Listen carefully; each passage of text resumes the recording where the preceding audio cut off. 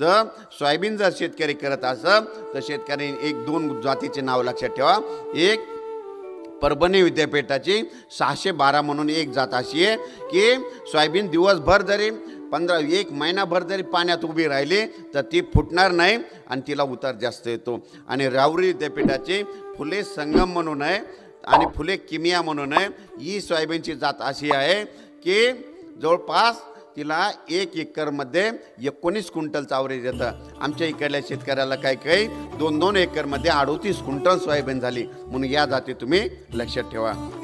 परभणी विद्यापीठ, राहुरी विद्यापीठ, अकोला विद्यापीठ, RVS राजमाता विश्वविद्यापीठ मध्य प्रदेश सगळ्या विद्यापीठाशी भेटी घेतल्या, तिथल्या तज्ज्ञाशी भेटी घेतल्या.